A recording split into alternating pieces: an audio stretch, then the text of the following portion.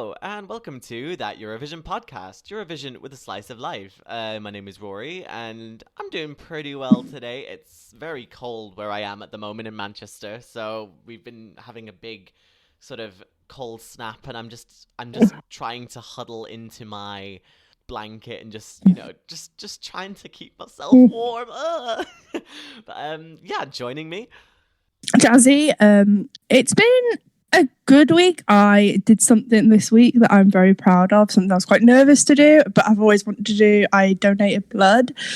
Haven't got out much this week because one, we're in lockdown, and two, it's been very snowy and icy and cold. The struggle is real. I just want some warmth again. Please, I know it's January, but please. Now I think about it, the last time we recorded, we weren't in lockdown, were we? So yeah, that's true. We're now in lockdown 3.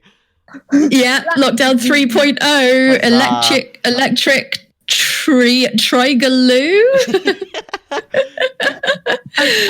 and the funny thing was, last time I recorded 5 weeks ago, we were in lockdown 2.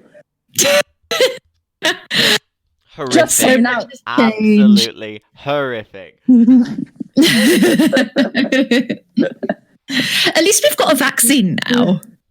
I mean, that's true. That's good news. Anyways. Hi, it's Rosie. I've basically told you all about my week already, so I'm not going to say anything else, and let's get on with the show. Yes, let's do it. It seems that we don't have a Tim this week again, so back to normal, because usually it's Jazzi. Well, Jazzi wasn't with us last week, but now it's back to normal with Tim not being here. He's currently lost in IKEA trying to find some marabou to, give to Hannah Firm and all of the other Melfest acts, so it's fine. Hopefully he manages to make it out before daylight or before nighttime. I don't know, whenever you're listening to this. So obviously, we're in lockdown 3. So, we've got something, we might as well have something to talk about. And there's one thing that we actually didn't mention in last week's episode that actually has been quite an interesting time for us all. And that is the ESC 250. In association with ESC Radio and songfestival.be. So, so obviously, if you don't know what ESC 250 is, basically it's a fan-voted collective top 250 of all the Eurovision songs that have ever taken part in Eurovision. And as per usual, 9th year running, we managed to have Loreen Euphoria come out on top. I don't know how, to be honest, but and rounding out the top 10 were Eleni Foureira, Duncan Lawrence, Salvador Sobral, Kano, Jamala, Mahmoud, Diodato, Pastora Soler, and Il Volo. So just to kind of get things going, I mean, what do you make of the results overall? Were you kind of surprised with much of it, or do you think that it's actually quite predictable? Can I just take a moment to appreciate Rory pronouncing foreign names, because I love it. It always puts a smile on my face. Oh, stop it. You always put such an effort into pronouncing them just right. I don't want to sound like I'm culturally appropriating or being that foreign English person who's like, I don't know, ask me in English. I have a very vivid memory of being in Mallorca at one point, and I was trying to get a bus from one town to another, and some American tourists got on the bus straight afterwards and were like, "Were you going to Salar?" And the driver was like, No, I am not going there. And it was, but it was Soyer. Oh my God. And I have flashbacks to that occasionally. Also, please, Americans, don't get at me for my accent. I know it's trash. Oh my God. Anyway, ESC 250. I am generally unsurprised with the whole thing. I am entirely unsurprised that Loreen won. I don't think any song has come out in the past year that would have even given it any trouble for the top spot. And especially looking at the previous year's results and things like that, and just how much of a massive runaway winner it's been in all of those years. Yeah, entirely unsurprised that it won. It is absolutely not in my top 10 favorite ESC songs of all time. However, I absolutely understand why it is so well loved and how transformative for the contest it was. So, yeah, not my favorite, but I don't necessarily mind it being there. There are other songs in the top 10 that I think are rather overrated. One in particular, which I have always thought is really quite overrated. But other than that, I don't have any particular sort of issues with it, really. I think my biggest surprise and my biggest positive surprise was Diodato coming the highest out of all the 2020 songs and also getting into the top 10. Because I adore Fire More. I think it is just beautiful. And I think it really took on this incredibly special sort of meaning throughout the pandemic and lockdowns and things like that. I didn't expect it to be so well loved, and especially coming on top of Think About Things, which was so hyped by so many people. I absolutely did not expect it to do so well, and I am really delighted that it did. Just like fall into that, I am not shocked at the top 10 like at all. It feels like nowadays the top 10 just shuffles around, but it largely stays the same. I'm really glad that Kano kept their spot in the top 5. I know, like, because that's just like my type of song. I didn't think Spirit in the Sky would stay in the top 5. I thought, I think something like 1944 will get back in there, or something like Grand Amore, which have always done really well. But it stayed in the top 5, which I am really, really happy about. On Loreen winning, I think it's going to take something spectacular to top it. As we've all said, that she did change the face of the contest, and I think a lot of Eurofans, especially ones that may not be as diehard as us, just stick to what they know, and that is fair enough. So it will take something spectacular, and it'll probably be something else from Sweden to top her. But yeah, well done to Loreen. Can she do it 10 years? Who knows? Probably. Yeah, I'd put a strong bet on that. Yeah. Because if you think about it, so often that like every year there's always like so many different songs that are like, oh my god, maybe this could challenge Loreen, and then they never do, or they come close but they don't actually beat her to it, you know. I think the closest one where I thought, okay, maybe this could happen was 2018 with Eleni Florera with Fuego, but obviously that did not happen. I thought it would have done, because it, again, like Euphoria was this big up-tempo bop that I feel like a lot of Eurofans would go for, and a lot of like, and it was another song that was actually played quite a lot in clubs in general, like outside of Eurovision. So I thought, hey, maybe it will get topped, but obviously in 2018 that did not happen. So, and I feel like when Eleni did not top Loreen, I realised it's going to take something outstanding for that to happen. And yeah, I to be fair, I would really like Loreen to get it next year, just to say that she got 10 years in a row. I think it'd be almost disappointing if she didn't. Yeah.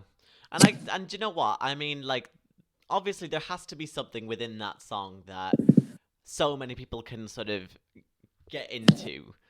So I can see why it's done really, really well and it's managed to keep it.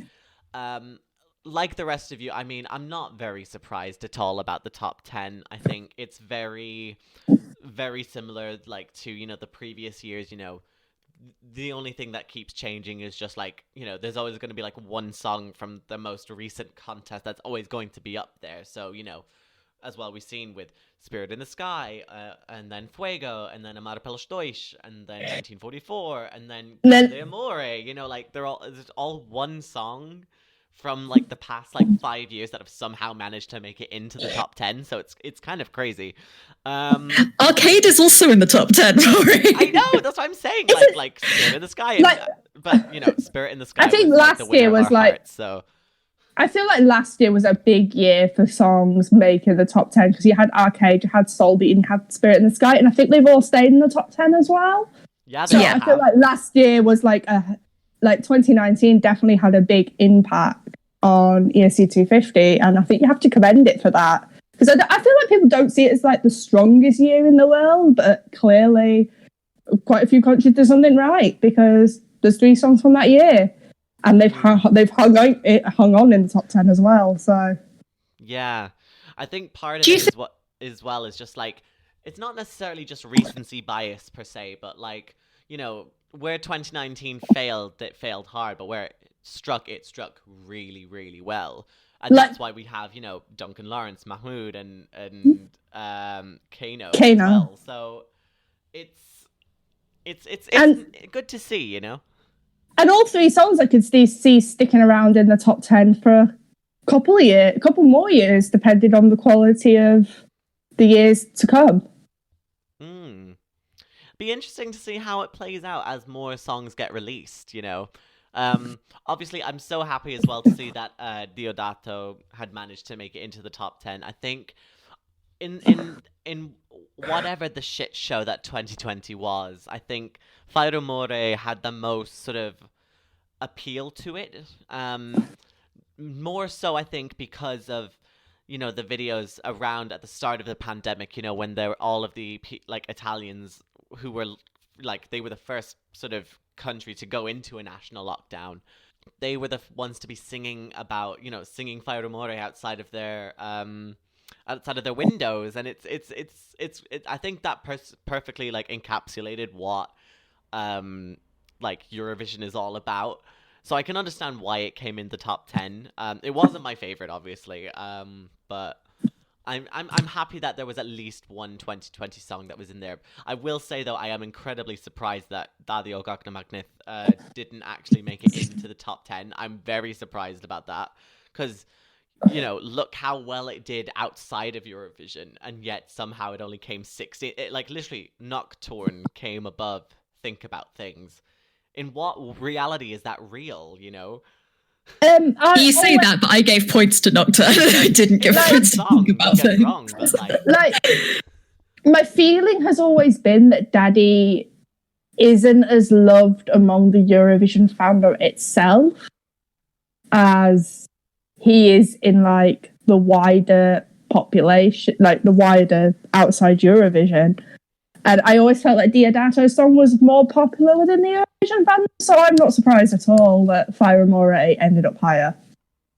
Because ultimately, it's Eurofans that are going to vote in the ESC. Like, some of it's almost... You're not going to Sorry, get, like, Jazzi. You're not going to get, like, your typical local just voting in ESC 250, because let's be honest, they just don't care.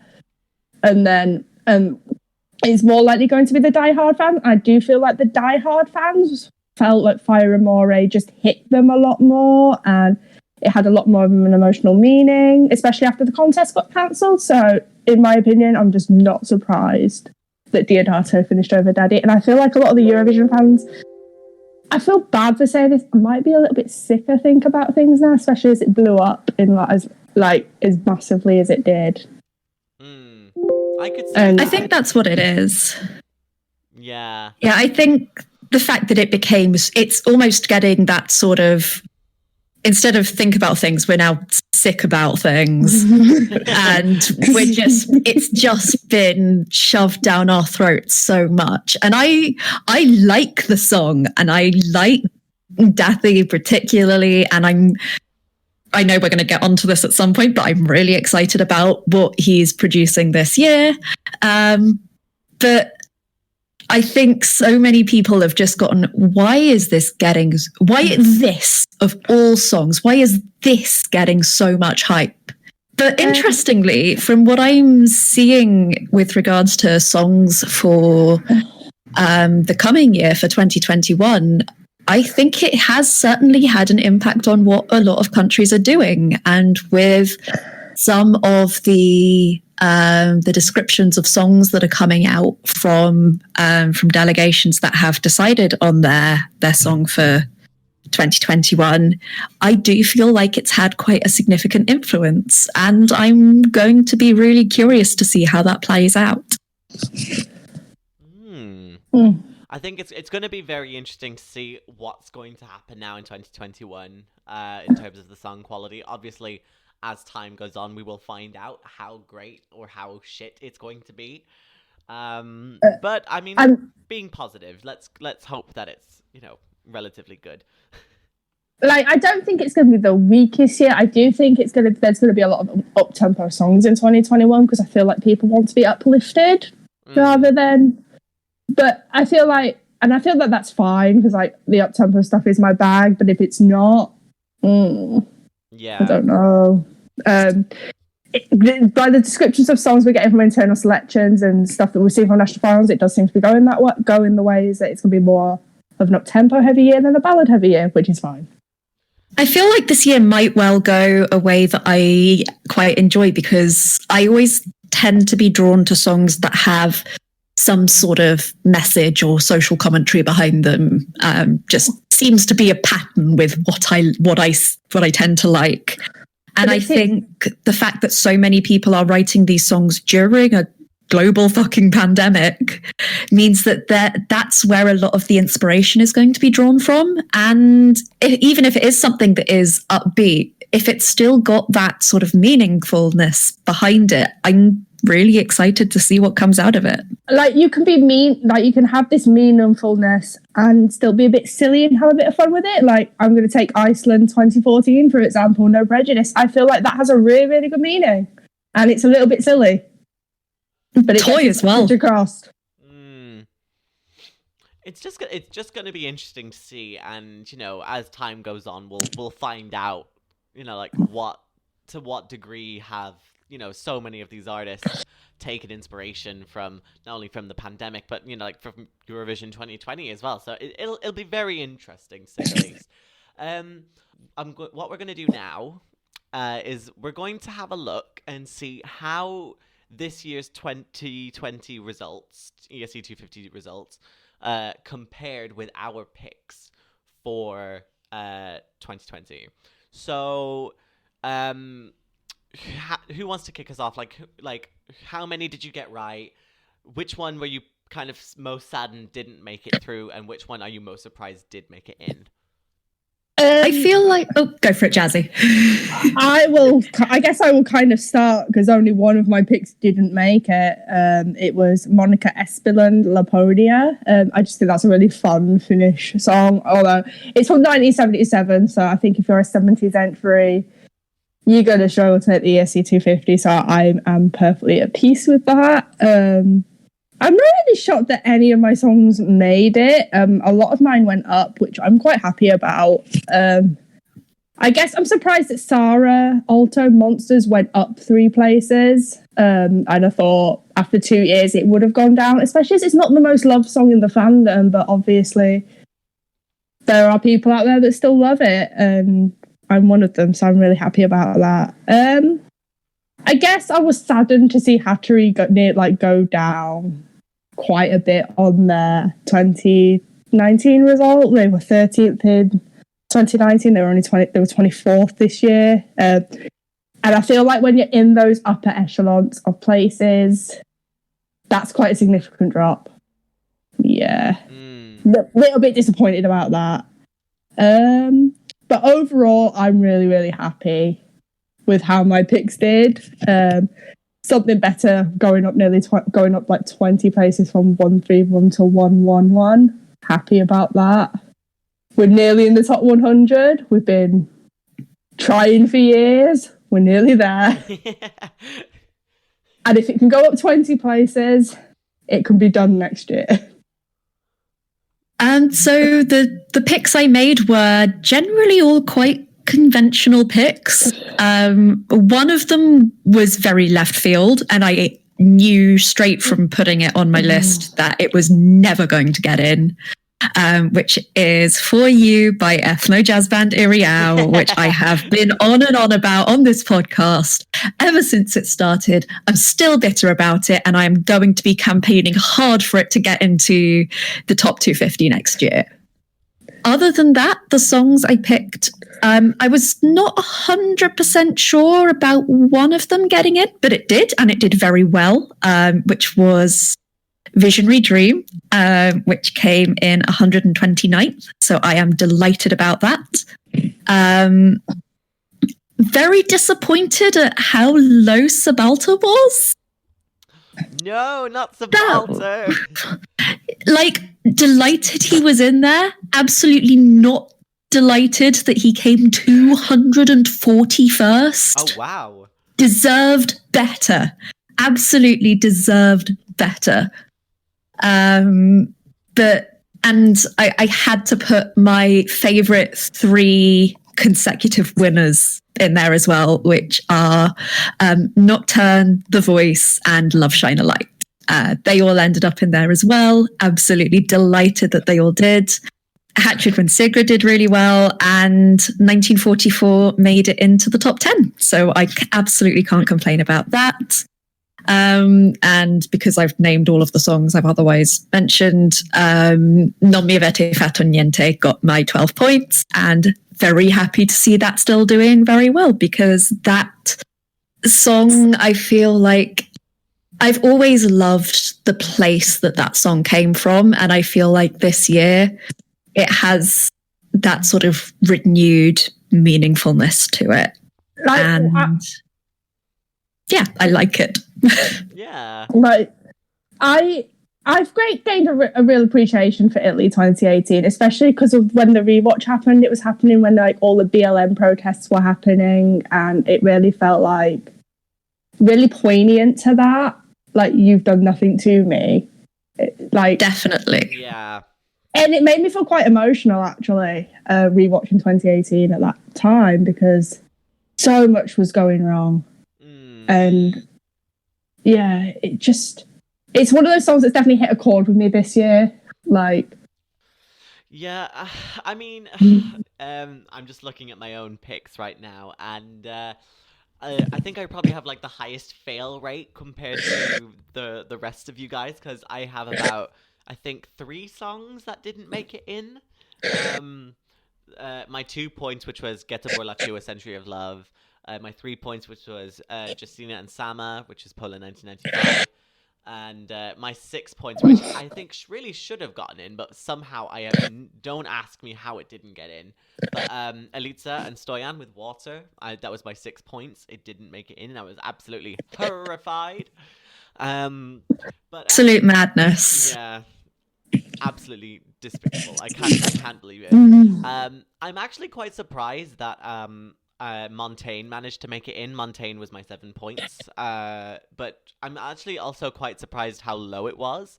I was assuming that it was going to be in the 200s, but I wasn't thinking that it was going to be like 241st or thereabouts, or 242nd, 200 in the first sort of 20 songs. And I'm absolutely over the moon that Visionary Dream made it in. That was my 8 points. Lovely to see as well that Blackbird and Taken by a Stranger as well came in. They were my 5 and 4 points as well, respectively. Very surprised to see France 1991, C'est le dernier qui a parlé, qui a raison. That was only my 1 point, but it managed to make it into the top 100. So I'm so happy to see that. And then, well, I think it kind of makes sense where my 10 and 12 are.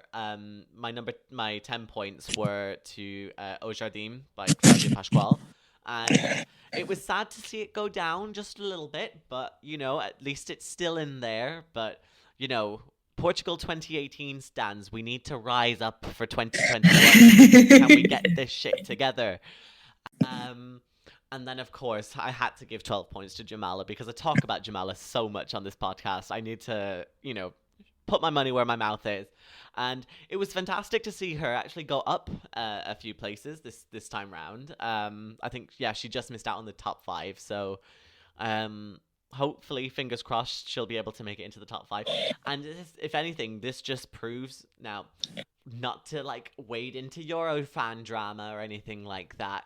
But this just goes to show that even though there are still hundreds and hundreds of people who claim, oh, Jamala shouldn't have won, it was all political, Sergei was robbed of his win. If Sergei was robbed of his win, he would continue to be really high up in these places, yet somehow that's not the case, and Jamala continually makes it into the, top 10 of ESC 250. So that just goes to show who the real winner was. So I love it. They never complained that Dami Im got robbed, who actually came in second. Well, people she wasn't. Who stand Dami Im do, but who's? No. I'm one of these people. I don't know I don't know if I've mentioned on the podcast. I do not like Sound of Silence whatsoever, and I mentioned it once or twice. Yeah, a couple of times. Hence the reason between Jamala and Sergei, I tend to sit on the fence because it's just at least it wasn't Sound of Silence. Oh dear. Well, not discrediting Dami. Dami is an amazing vocalist. I just don't think the song. Yeah. And that's fine, Hopefully her 2022 option for Australia Decides will be a lot better for you than Sound of Silence, but we'll have to wait and see. Feel about whether Eurovision again will have changed some of the results, because I know, Rory, you mentioned Le Dernier qui a parlé à raison, which is 1991, which was one of the last years that Eurovision again. No, 1990 they did. But they did also do 1991. So do you think that has helped things in any way or changed things in any way? I feel like it's really helped a lot of the 90s songs, because I feel like we've seen a lot of the 90s songs either within the top 25 go up go up quite a bit. And I feel like if there's one decade it has helped Eurovision again, it'd probably be the 90s. Yeah. I think the thing is with Eurovision again, obviously it has really helped to boost the profile of a lot of these songs that may not have previously gone under the radar. So, for example, Haide de Ludajemo, Yugoslavia 1990, France 1991. My personal favorite, Finland 1992, Yama Yama. If you please listen to that song, it's such taking the piss, but I love it. But I'm kind of. I think part of it is also to do with ESC Radio's general sort of circulation of these songs, because a lot of the time ESC Radio does play a lot of songs. It's not necessarily prejudiced to a certain year or a certain decade or anything. So a lot of songs that you may not necessarily come across on Twitter, on Facebook, or anywhere like that, you can hear a lot more of on ESC Radio. So, from 1960s, 1970s, 1980s is a little bit not as popular, but, and definitely 50s. But because, I've always said that, ESC Radio plays a lot of songs from certain countries. Certain countries that don't necessarily perform that well in Eurovision, like Portugal, Finland, Spain, and we see a lot of their entries make the ESC 250. And I think it's a good thing. I think it gives the countries that maybe not do as well, gives them that exposure. And I feel like ESC, because they're the 3 countries I think ESC Radio do expose quite a lot. But I think it's because I imagine it's because their broadcasters give ESC Radio the rights to all their entries, which that's really good. I feel like there's some broadcasters that don't, because there's some songs in ESC Radio you just never hear, and that's okay too, obviously. I mean, who knows really? But I do think though that the effect of Eurovision again has definitely been seen in this 250. Whether or not Eurovision again is going to continue, obviously as things sort of go back to normal, we'll have to wait and see. And if that has any effect on this year's 250, Right. I'd like to see Eurovision again still happen in the summer. Like, even if things do go back to normal, because I don't do anything in the summer regardless. It's too hot and I can't be bothered. So I'd love to see Eurovision again make a comeback in the summer. Well, hopefully we'll come back. Hopefully we'll have to do a little bit of a investigation. So Rob, please let us know if you're going to carry it on in next summer, please, because I think that's what we want to know. But give the 80s some more exposure. Yeah, I think so. But you know what? You learn as you go, isn't it? So it's very, very good. But yeah, do we have any sort of final points on the ESC 250 just before we move on to the next section? I guess my point is I fail to understand how, for the last couple of years, "Do It For Your Lover" makes the ESC 250 while so many amazing songs miss out. It's not clever, it's not funny. Stop it. Do it for your lava, okay? Do it for your lava.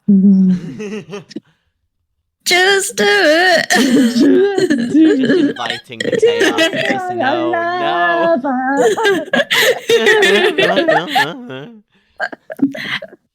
Actually, thinking about it, I have two things that I want to say that have absolutely no necessity to say them, but I want to say them anyway. First of all, thank you for putting Siren in the top 250. That is one of my biggest underrated discoveries of this year, and such a good song. Cannot understand how it didn't qualify, and thank you for the appreciation for that. And also thank you for appreciating Solveig and putting that at spot 120, because that is absolutely my winner of 2020 right now. I know that's changed from when we recorded the 2020 retrospective podcast, but Goe, I love you. I can't wait to see what you come up with next year, and I'm glad to see Solveig get the love it deserves. Solveig is also my winner now. So, and I don't think either of us, when we did the 2020, it was. No, my winner was previously Répondez-moi. I know you weren't especially a big fan of that one, but both Solveig and Story of My Life have overtaken it. Fire More might have done as well. Certainly Répondez-moi and Fire More are very much fighting it out for third and fourth place, but my top two are quite set. I've probably put Violent Thing down to my third. I think that Solveig and On Fire have overtaken it. I just don't think, and I guess that was a lot of the impact of that was probably the live version of Violent Thing that we saw. Yeah, that was a bit of a car crash, I'm not gonna lie. Yeah. My top three has sort of remained unchanged, so I still have Montaigne as my number one, then Val as my number two, and do you know what? I actually can't even remember who my number three was, so... Val deserved better. Yeah, Val both in terms of ESC 250 and in terms of treatment by the Belarusian broadcaster. Just in terms of treatment by the Belarusian government as well, but, there's a time and a place. But, anyway, congratulations on your engagement, Val. We hope you have a very happy life, and thank you for your absolute banger of a song. Yes, thank you very much as well. And Pozdravlenia as well. I don't know what it is in Belarusian, but I know what it is in Russian, so, But, yeah, so now with the ESC 250 talked about, it's time to move on to our news section.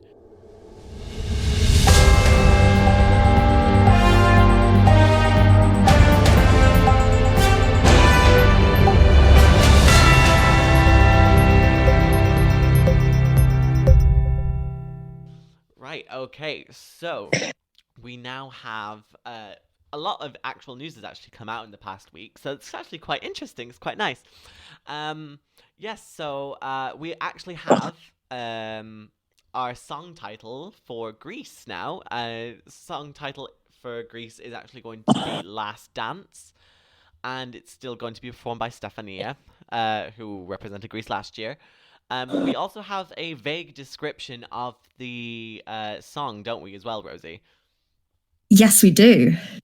It is supposed to be a sort of 80s inspired dance track that is somewhat pandemic inspired as well, in that this is obviously a time when a lot of young people, Stefania herself is 17, 18. She is very, very young. And it's a time when you're that age, you're supposed to be sort of growing up and exploring and living your life and doing all these sorts of amazing things to find yourself and grow up and gain independence and become the person that you are. And because of the pandemic, that's not something that a lot of people have been able to experience in the same way. So the song is sort of about how we cannot let this be our last dance, how we've still got so much more left to do. And it really is the sort of song that I expected to come out of this year's Eurovision. I was expecting we'd see a lot of sort of pandemic inspired but very upbeat sort of music. And when I said earlier about songs that do seem to be inspired by Dathi Freya's success, this is really what I was thinking of. 80s inspired dance track. And honestly, I'm really excited for it. I think I liked Supergirl a lot more than a lot of people did, though I do have a feeling that's possibly just to do that with that bit in the video where she rescues the kitten, because stick a kitten in a video and I'm going to be very, very happy. But I'm excited to hear it. I think it should be good fun. It is exactly the sort of thing that I was hoping we'd get. Something that is a little bit upbeat, but does still have that sort of poignancy to it, because we can't expect artists to have not been affected by this pandemic. And of course, it's going to be a source of inspiration for them. So this is exactly the sort of thing I was hoping to see. Okay, this is going to be very interesting, so to see what she's like, because,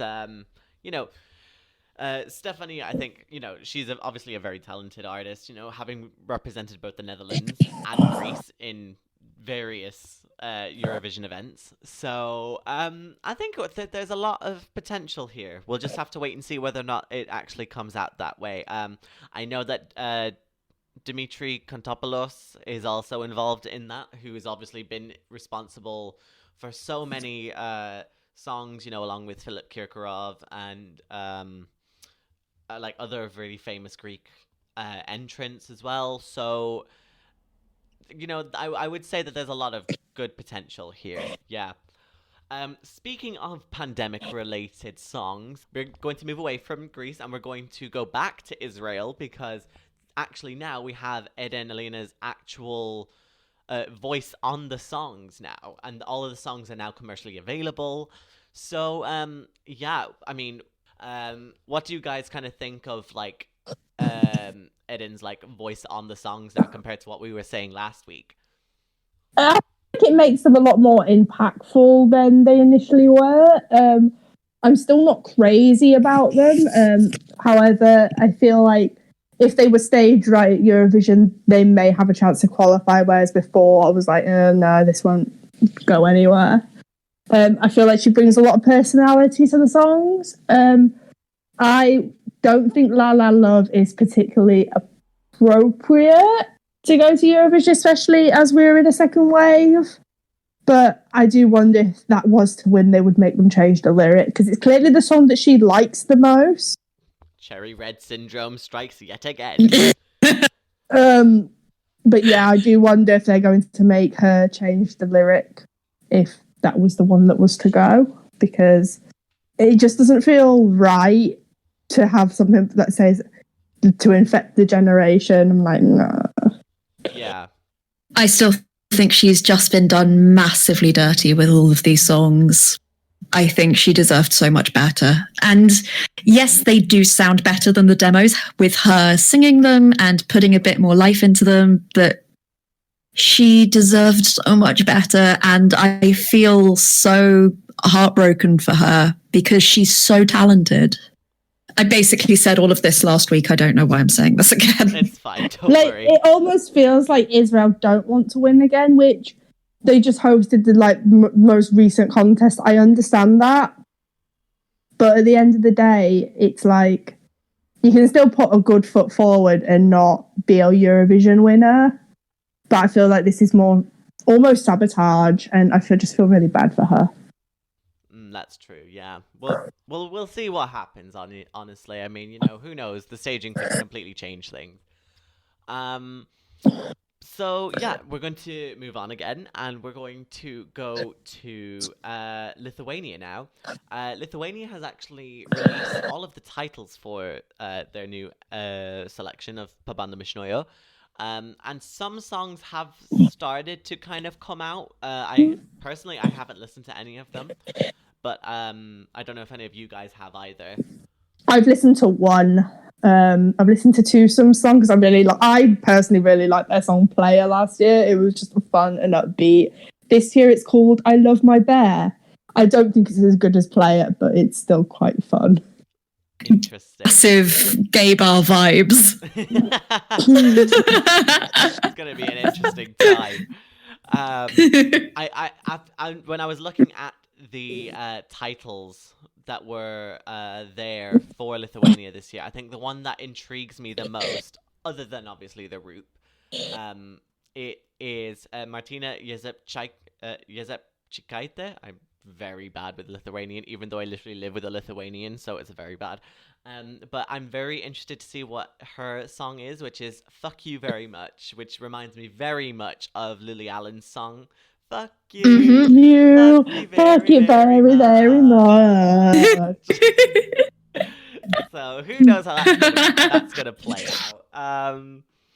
Yeah, and then obviously we have Vilja Matuchunaite as well coming back as well with in Heat 2. There's only going to be 4 shows in Lithuania this year, which is absolutely crazy when you think back to about 2 years ago when Lithuania would have literally 12 shows.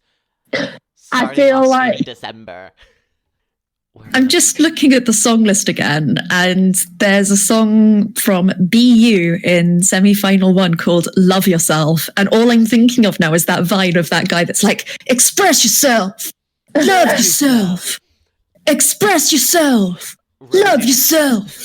Rosie's obviously not been in the fandom long enough for her to realize when Gunther and Desans were in UMK in 2017, when they literally had a song called Love Yourself, Touch Yourself, Love Yourself, and You'll Feel All Right. We support masturbation positivity here. I mean, it was this guy, though, who was in the most porn stashy, oh, no. Rory, have you seen Little Big? I mean, that's true, yeah.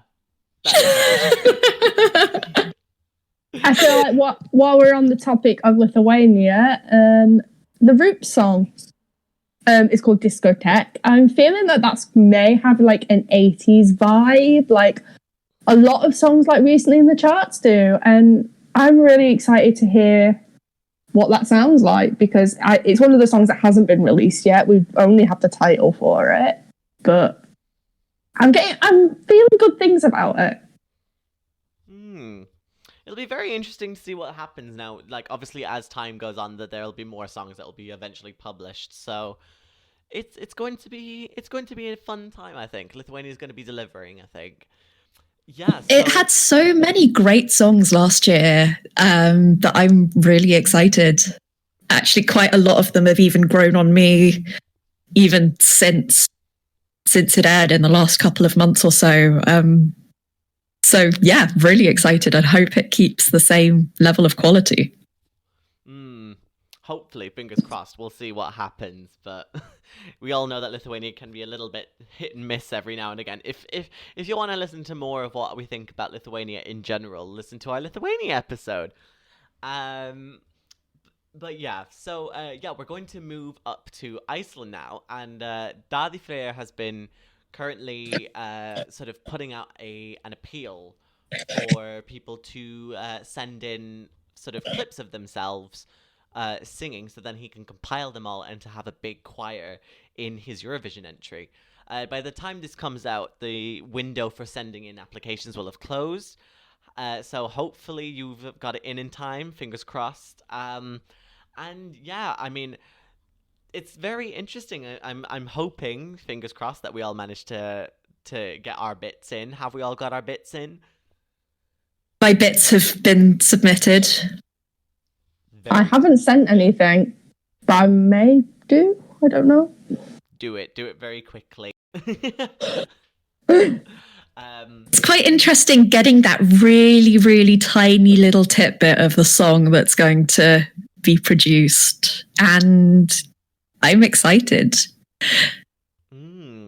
Also, this is such a cool way of making use of the new backing vocal rules. Yeah, as well, because obviously you can have as many like pre-recorded backing vocals now, and that could be quite a lot of people. So that's really exciting. Yeah, I like it. It's being very innovative, I think, is the right way of saying it. Yeah, and then of course, near to Iceland is Norway, and Norway have actually just released their artists, who include returning artists Rain Alexander and Kano, who represented them in 2019. So yeah, do you think that the artists are all right, or do you think that what do you think of the artists that have been released? They're all right. I don't know if it's as strong as previous years, but this is only, I think, the first bunch of artists, so it could get better. Well, we'll have to I'm excited. Yeah. It's my first MGP, so it's Babby's first MGP, so it's okay. I listened to some of the songs from last year, but I didn't follow it, and this is really the first year where I've properly followed every single national final, and so yeah, I'm excited to see what it's like. It's going to be very interesting. I think there is the potential for a lot of quality here. We'll have to wait and see, though, when the first sort of, like, when all of the songs have been released, whether or not we can actually compare whether or not the song, like, the overall national final is strong. But we'll just have to wait and see. Yeah. And yeah, now it's time to go to France as well. And France have released their jurors for their national final of Eurovision, c'est vous qui décidez.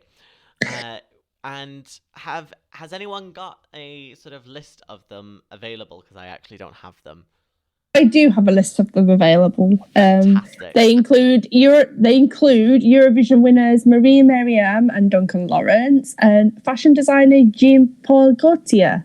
2016 participant Emir will be like the head of the jury. Others that are included are Natasha St. Pierre, who has represented France before, Shamir Bade, Andre Manakunian, Elodie Gossian, Augustin Galeana, Michelle Bernier. Apologies if I have butchered any of those names. I never took a French lesson in my life. You've done well. You nailed it. Yeah. The one who I'm mostly looking forward to seeing is Elodie Gossan, because she is infamously known as the you. So it's going to be great to see where she goes. A lot of these names that I'm seeing are quite familiar with the Eurovision scene, so it feels like France after last year, where I think they may have had a bit of a blip. They really want to find like the right song, so that's why they've assembled such a team of strong jurors. I'm just thinking about the potential for an interval act, which is Amir and Elodie duetting. So Amir's just singing Je cherche, and Elodie's like, you. You're the one that's making me strong. Wrong. I've been looking for you. God, we both went to shit. Oh dear. And then our final bit of news to round out this episode comes from Portugal, and Portugal have released the list of composers for the songs that are going to be taking part in Festival de Canção.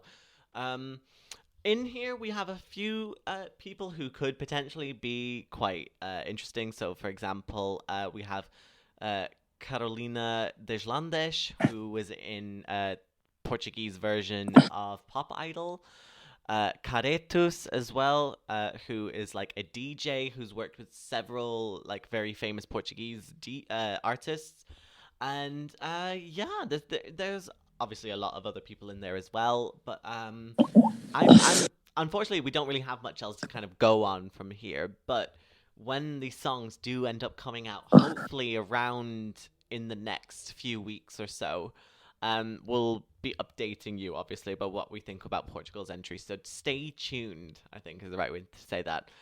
And that is the end of this week's news section.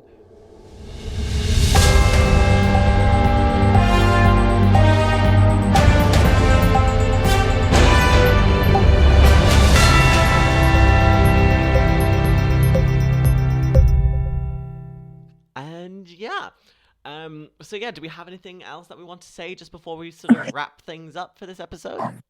It really feels like Eurovision 2021 season is getting going, and I feel like with the lockdown, the national final season will really help us all to get through it. I can't believe you missed out the fact that Steps are representing the UK. Oh, Rosie. It got retweeted by like Radio 2 DJs and MPs, and then actual Steps found out about it. And Claire was responding to the tweets. Wow. Wow. Okay. Do you know what? Fair dues to that Twitter user, because you know what? Twitter user ESC Matthew. Yeah, you've done very well there. You had us all going for a second. God, letting all the gays have it then, I think.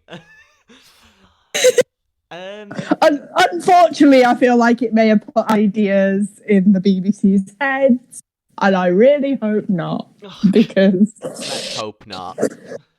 You say that, but I have my tickets booked to the next Steps tour in November 2021, so... Rory, you're too young. You're too young for this. I know about Steps. Don't you worry. I'm just... Steps were actually my I have photographs of me as a 5-year-old dancing along to their concert tour VHS tape. Oh, wow. I like Steps. That is my childhood. I like Steps. I just don't know if it's the right path for us to go down if we actually want to do better at Eurovision. Well, so long as it's not the Frock Destroyers, honestly, I'm okay with that. Chip's a Tory, and we do not stand Tories here. Yeah. We do not do the Tory hate podcast, and we are happy to say that. But that takes us to the end of this episode of That Eurovision Podcast. I'd really like to thank Jazzi and Rosie just for recapping on everything that's been going on in the past week, as well as talking about the ESC 250. Hopefully we'll see what the situation is come December this year, and see if anything's changed. And in the meantime, please do continue to follow us on all of our social media. We're on Facebook, Instagram, and Twitter at That Euro Podcast. We're also on Spotify and Apple Podcasts as well, so please do continue to follow us over there if you always get notified for whenever a new episode comes out. And in the next few weeks, we'll be kind of carrying on with these new section bits. And as we were saying last week, of course, this will probably become a little bit more news recap oriented of a podcast until such time as we get to the off season. Then we'll kind of go back to our normal sort of routine, essentially. But so shall we all say goodbye? Bye. Bye. Yeah. Bye.